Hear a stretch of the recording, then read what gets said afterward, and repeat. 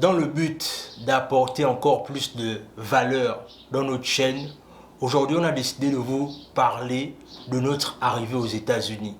Pourquoi on a décidé de le faire? Parce qu'on reste convaincu d'une chose, c'est que si on ne vous explique pas les difficultés qu'on a rencontrées, ce sera difficile pour vous de comprendre les différents problèmes qu'on a traversés. Effectivement, on va parler de notre arrivée aux États-Unis et quels sont les challenges qu'on a rencontrés quand on est arrivé ici. C'est parti!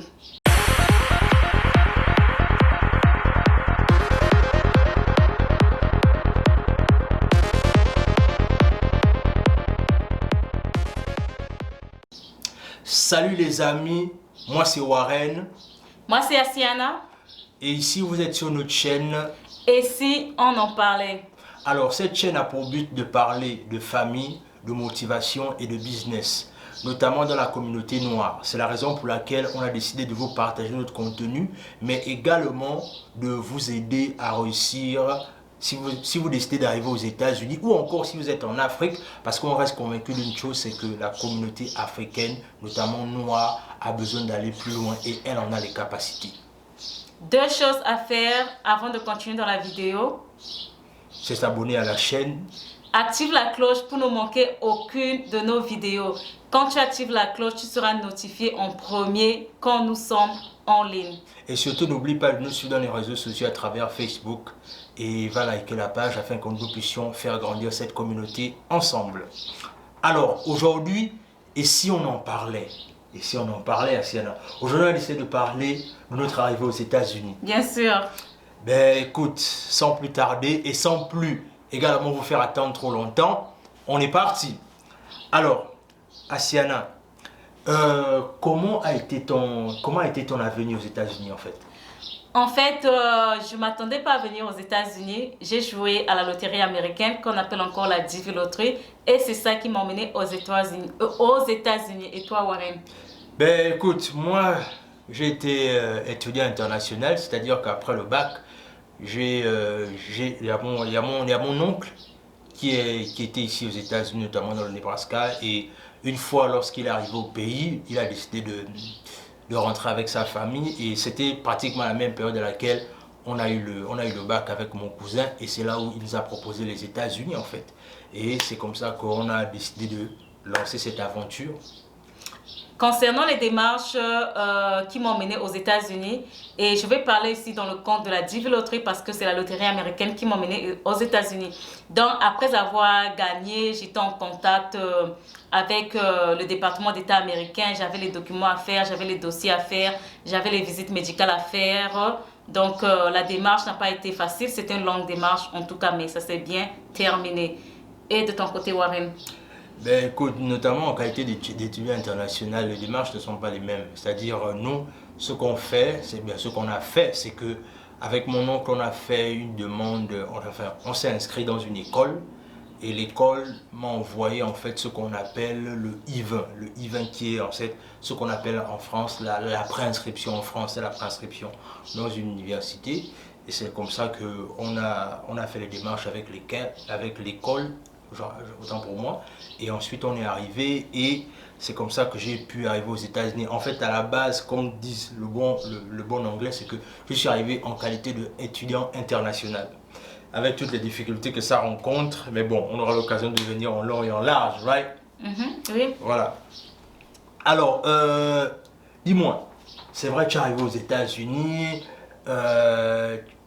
tu es venu à le programme de la Divi et tout ce qui va avec. Mais avant d'y arriver, comment était on va dire ça comment était ton interview en fait pour la demande de visa? Est-ce que tu peux nous raconter comment ça s'est passé? Bien sûr. En fait, avant d'arriver aux États-Unis, il faut avoir le visa. Donc, j'étais passée par l'ambassade, j'ai fait mon interview. L'interview, c'est quelque chose qui ne dure pas longtemps. Ça dure 5 minutes, 10 minutes. Mais les 5 minutes et 10 minutes là, tu te sens frustré, tu te sens stressé. On m'a posé 3 questions, questions de tout genre. Et puis, voilà. À la fin, même si on m'avait recalé un peu, j'étais en procédure administrative, mais après j'ai eu mon visa et j'ai voyagé en Amérique. Mais quelle est la question qui t'a le plus choqué en fait à l'interview? La question qui m'a le plus choquée, en fait, c'est le piège que le conseiller d'ambassade m'a fait. Je n'ai pas vraiment aimé. Bon, il a décidé de me faire le piège parce que j'ai eu mon bac, par exemple, en 2008. Il a mes dossiers devant lui. Il a mon diplôme devant lui. Mais il me dit, tu as eu ton bac en 2007. Je lui ai dit, non, monsieur le conseiller, je n'ai pas eu mon bac en 2007. J'ai eu mon bac en 2000. Je suis catégorique. Hein. En fait, il voulait te piéger. Donc, il voulait me piéger, mais il ne m'a pas eu. Mais souvent, il y a d'autres personnes qui tombent dans le piège. Un conseil, faites très, très, très attention. Si vous n'avez pas bien écouté la question, dites-lui de répondre, ok? Il va vous comprendre. Alors, ok. Et est-ce que tu peux me parler de ton parcours sur l'interview? Alors, mon parcours est assez, on va dire quoi? C'est-à-dire que quand j'ai eu le I-20, ce qui s'est passé, c'est que j'ai fait la réservation pour l'interview. Et en fait, ce qui m'a choqué à l'interview, c'est que quand je suis arrivé, je faisais la queue comme tout le monde. Et ce qui se passait, c'est que avant même que le consul me reçoive pour faire l'interview, c'est-à-dire il y avait une espèce de queue en fait, là où on t'appelle et puis après chacun passe à tour de rôle. Mais avant qu'on ne t'envoie devant le consul, il y a une dame en fait qui regardait les documents en fait. Oh, ok. Voilà, et ce qui s'est passé en fait, c'est que j'avais carrément oublié mon bac en fait. En fait, je pensais que j'avais oublié mon bac. Et qui est mon frère, c'est comment? Donc, ce qui s'est passé, c'est que, et il faut bien comprendre une chose, c'est que, je ne sais pas comment ça se passe dans d'autres pays, mais au Gabon, l'interview, ça coûte 100 000 francs et non remboursable. Donc, ce qui faisait que, quand je suis arrivé, je ne retrouvais pas une photocopie de mon bac. Et maintenant, après, je commençais à paniquer. La dame, en fait, elle n'avait tellement rien à battre du fait que si j'avais oublié mon bac ou pas. Tout ce qu'elle disait, c'est que mon frère, si tu n'as pas tous les documents, tu libères la ligne parce que vous êtes nombreux sur la ligne, on va dire ça comment? Sur le rang en fait, est-ce que tu vois? Et elle n'avait vraiment, elle s'en foutait en fait. Et dans cette panique-là, j'étais tellement dépassé que un cœur m'a juste dit, regarde un peu sur l'enveloppe qui est devant les documents en fait. Et effectivement, j'ai pu trouver le bac en question. Mais en fait, c'est la moralité de cette histoire, et c'est bien d'en parler parce que la moralité de cette histoire, ça rappelle combien de fois, chez nous en Afrique, il y a beaucoup d'efforts en fait en ce qui concerne le professionnalisme pour bien accueillir les gens dans les administrations. Est-ce que tu vois? Parce que cette dame-là, la manière dont elle m'a traité, elle m'a tellement fait stresser que quand je suis passé devant le consul, devant le consul en question, ça a fait moins de 5 minutes. Mais c'est-à-dire, tu réalises combien de fois, en fait, c'est parfois nos compatriotes, et ça c'est bien dommage, que c'est parfois nos compatriotes qui nous empêchent parfois de réussir dans certaines choses que les propriétaires de la chose ne compliquent pas, en fait. Ça c'est vrai, ça existe.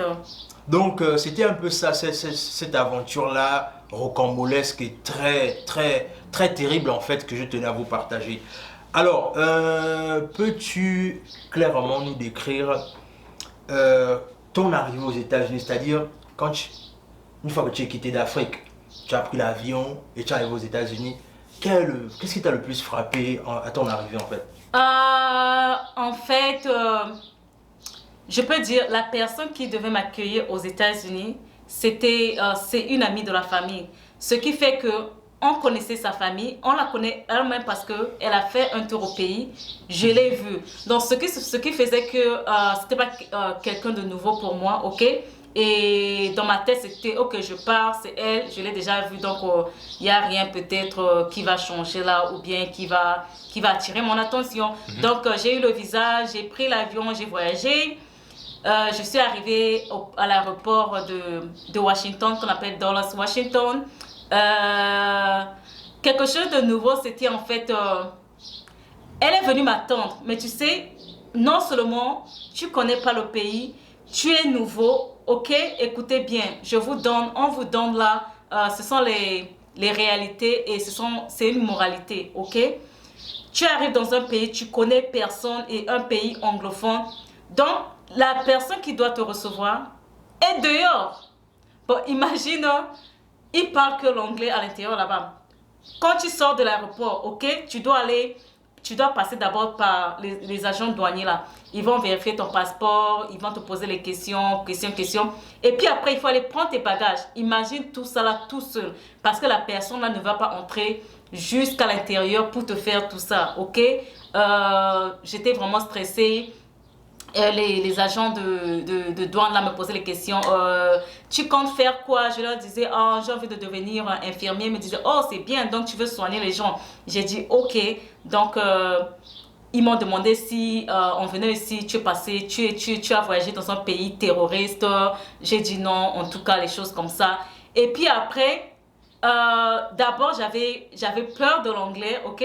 Moi, je n'ai pas... j'ai fait un bac A.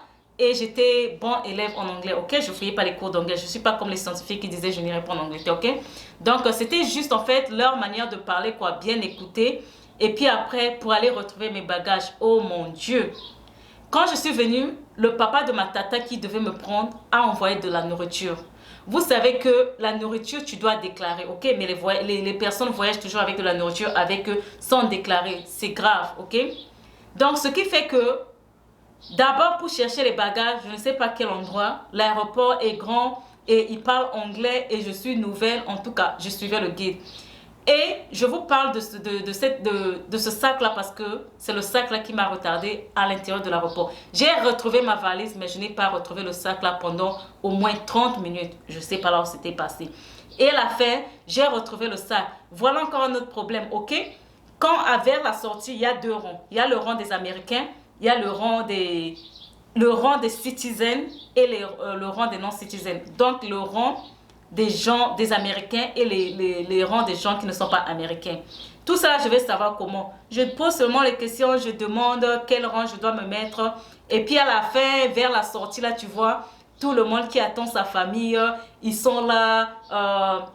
C'est comme une barrière. Eux, ils sont de l'autre côté de la barrière. Et puis, je vois seulement quelqu'un qui m'appelle, après on s'embrasse, après on fait les photos. En tout cas, j'ai aimé déjà Washington, ok? À la sortie, c'était bien. Et est-ce que tu peux me raconter, Warren, décrire ton arrivée en Amérique? En tout cas, ton premier pas dès que tu atteins le sol américain. Alors, c'est quand même une étrange coïncidence parce que quand je suis arrivé par Dulce Dallas, Washington. Ouais, de Washington DC. Mais en fait, ce qui était le plus amusant, c'est que quand je suis arrivé à l'aéroport, la première chose en fait, c'est que quand j'ai fini de vivre tout ce que tu viens de raconter là, c'est-à-dire le passage de l'immigration et tout ce qui va avec, en fait, la chose la plus flagrante pour moi, en fait, c'était le fait que, puisque me suis arrêté à DC pour faire l'escale pour aller à Chicago. Donc, en fait, ce qui s'est passé, c'est que pendant l'attente, j'ai vu c'était écrit cappuccino. Donc, ce qui se passait, c'est que comme j'ai vu que c'était écrit cappuccino et que j'entendais beaucoup les gens dans les films dire oh non, le cappuccino, le cappuccino. Donc, ce qui faisait qu'en fait, il fallait que je goûte un peu à ça. J'ai dit non, ça là, il faut que je goûte le cappuccino. Africain. Je ne peux pas ne pas goûter le cappuccino ici aux États-Unis. Donc, il faut goûter le cappuccino. Oh my God, toi tu as fait fort. Mais quand je suis arrivé dans la tente là, parce que j'ai dormi à l'aéroport en fait. Le vol c'était le lendemain. Donc, le truc c'est que quand j'arrive comme ça là, je monte seulement le doigt parce que je fais comme si on a cappuccino. J'étais devenu comme j'ai muet. C'est-à-dire, en fait, tu fais comme tu connais ce que tu veux en fait. Maintenant, en fait, la dame, tranquille et tout, elle me sert là et tout et tout. Elle a senti que j'étais nouveau en tout cas. Maintenant, elle me sert et tout. Maintenant, je m'en vais retrouver là où j'ai déposé mes affaires et tout. C'est là où maintenant, quand j'ai pris la gorgée du cappuccino en question, non mais j'ai failli vomir en fait. Parce qu'en fait, j'ai réalisé que le cappuccino là, mais c'est amer. Oui, c'est amer. Et ça m'a brûlé la lèvre en fait.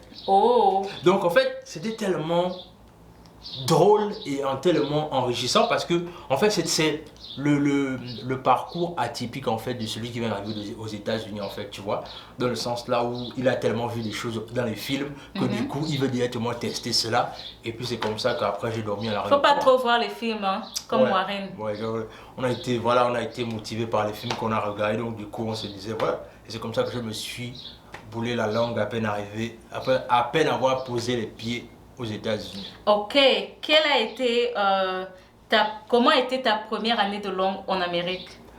Waouh! Ça aussi, c'est... Enfin, la première année de langue a été, elle a été difficile, hein. Bon, c'est vrai qu'au lycée, on avait déjà certains rudiments de genre les good morning, ce genre de choses-là. Mais moi, l'histoire la plus drôle aussi, c'est que quand je suis arrivé dans mon allée des langues, quand je communiquais avec les autres, j'étais tellement malin depuis le pays que j'avais déjà installé Google Translate dans mon téléphone. Il est intelligent. Faites comme Warren, hein? Google Translate Est-ce que vous everywhere. voyez? Everywhere. Et c'est-à-dire que ce que je faisais, c'est que, puisqu'il y a la partie français et ensuite à traduire en anglais. Donc, ce que je faisais, c'est que si j'ai besoin d'un service là où il faut vraiment parler l'anglais et que je suis seul, et ça aussi je dois le dire, c'est que quand je suis arrivé aux États-Unis, c'est mon frère Farrell qui m'a beaucoup aidé dans les démarches administratives. Je lui donne un shout-out au passage. Il a été vraiment bien. Mon beau-frère, on te salue. Voilà, si donc, tu vois la vidéo. Donc le truc c'est qu'il a vraiment été là pour moi, mais il y a aussi des moments là où il ne pouvait pas être là, donc il fallait que je me débrouille moi-même. Et ce que j'avais fait, c'est que j'avais installé Google Translate dans mon téléphone. En fait, ce qui faisait que quand j'allais dans les administrations, ou bien quand j'allais pour faire les démarches à l'école, en fait je faisais ceci. Je prends le téléphone, j'ai déjà installé français-anglais. Donc je finis de parler au téléphone en français, et en fait ça traduit directement en anglais, et puis je montre en fait. Donc la personne lit en fait. Et une fois, je me rappelle, mon prof de langue, l'anglais m'avait dit en fait que c'est une très bonne idée et elle-même, en fait elle m'a dit inconsciemment tu viens de m'enseigner quelque chose, c'est la même chose aussi que je vais faire quand je vais commencer à voyager dans les pays là où je ne connais pas en fait, c'est une très bonne idée et c'est vraiment très intelligent de ta part en fait. Et c'est comme ça que j'ai pu m'en sortir dans mes démarches administratives. Ok, ce que je peux ajouter pour Warren, la leçon à tirer ici, quand tu viens ici, il faut pas avoir peur de l'anglais, il faut avoir ton, comment dire, le translateur là. Yeah. Il faut avoir comment on appelle ça? Il y a Google, il y a tout, ok? Si tu veux dire quelque chose et que tu ne connais pas, tape ça sur Google en français, dictionnaire français-anglais ou traducteur, ça va te sortir et puis tu vas dire le mot.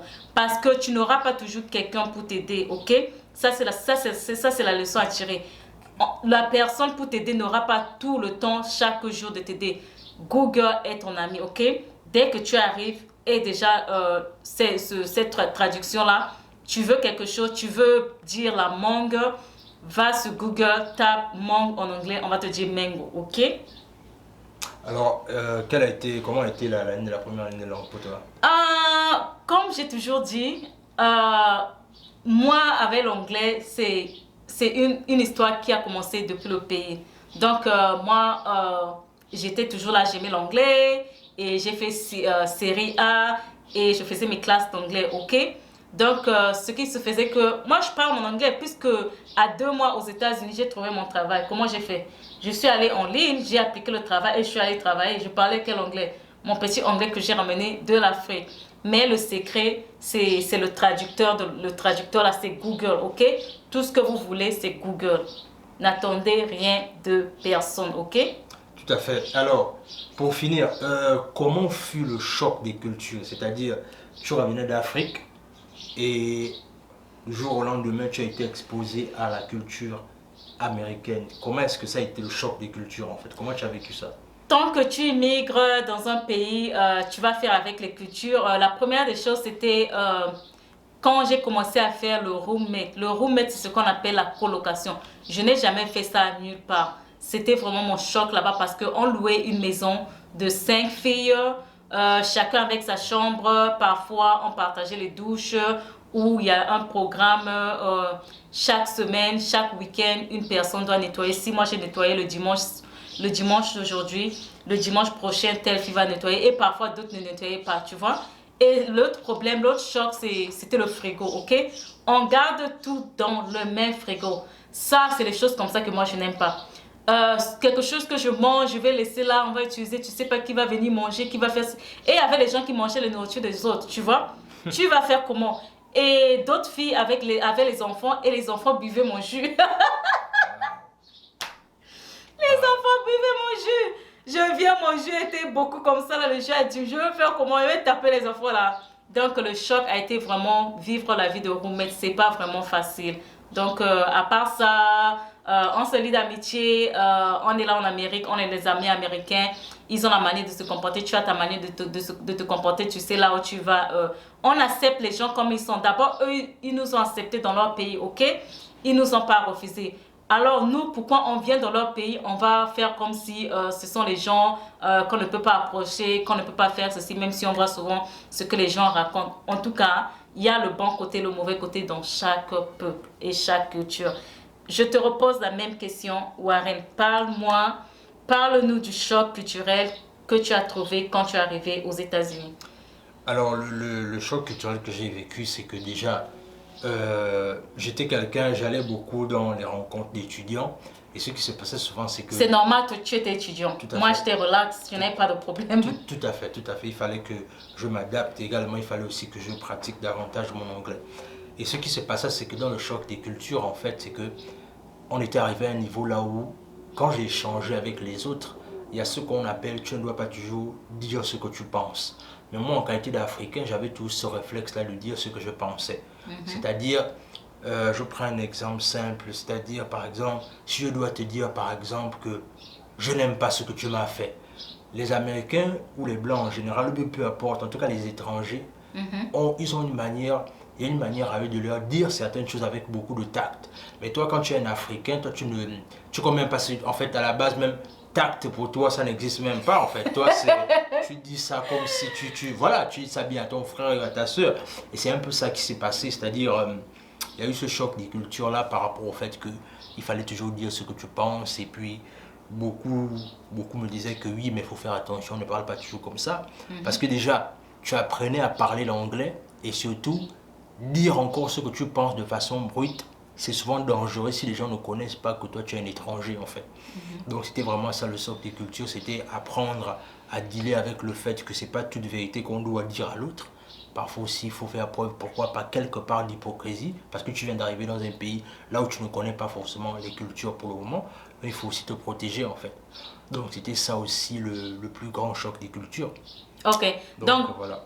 Je vais faire un petit résumé de tout ce qu'on a dit et puis on va se séparer. Comme on disait, quand tu vas arriver, premièrement, ton arrivée en Amérique, avant même d'arriver en Amérique, tout ce que tu as fait partout où tu es passé, ok, c'était un combat et ce même combat va continuer quand tu vas atterrir.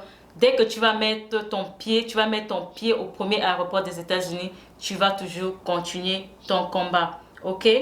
Et aussi, le premier choc, ça va te trouver à l'aéroport, ok?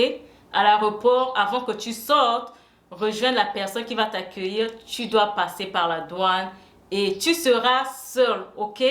Tu seras seul, personne ne sera là. Il faut être sage. Je sais que mes frères africains sont sages. Il faut être sage aux questions que tu vas répondre avec les agents de douane là, ok? Parce qu'ils sont en train de te questionner, voir ce qui va sortir de ta bouche, ok? Tout ce que tu dois dire doit être positif. Il ne faut pas que quelqu'un te frustre, ok? Si tu ne comprends pas, demande-leur que tu veux un traducteur. Tu nous as, nous, on te donne, en fait, on vous informe sur beaucoup de choses, ok? Il y a les traducteurs. Si tu ne comprends pas, tu n'arrives pas à comprendre, demande-leur de te donner un traducteur qui va traduire leur anglais là en français et toi tu vas répondre et lui il va traduire. Il y a les traducteurs, ok? Et je veux aussi dire, tu seras obligé d'étudier l'anglais. Tu vas apprendre l'anglais quand tu vas venir et donne-toi les moyens de réussir, ok? Tu es ici pour réussir. Et puis pour le choc des cultures, ne change pas ta culture, tu es africain, tu resteras africain. C'est pas parce que tu es arrivé en Beng que tu vas maintenant faire comme les Blancs, comme d'autres personnes. Si on a décidé de faire cette chaîne, c'était vraiment pour vous éduquer par rapport à notre expérience. Et on veut vraiment que vous aussi, vous réussissez, les amis. Je vais donner le dernier mot à Warren. Ben écoutez les amis, comme elle a si bien dit, ici c'est pour enseigner et faire grandir la communauté noire et surtout parler de notre expérience à l'étranger. Mais non, au regard de tout ce qu'on a pu vous dire, on reste convaincu qu'on vous a apporté un contenu intéressant. Et si c'est le cas, partagez la vidéo, donnez-nous des likes et surtout abonnez-vous à la chaîne parce que ça donne aussi de la force et de la motivation pour continuer aussi. Donc on est là pour vous servir, on est là pour vous et surtout partagez cette vidéo au maximum dans tous vos réseaux et on se dit à la prochaine. Donc c'était en quelque sorte, en quelques minutes comme ça, là, vous parlez de notre arrivée choc aux États-Unis. Donc, les amis, on se dit à la prochaine et à bientôt. Bye.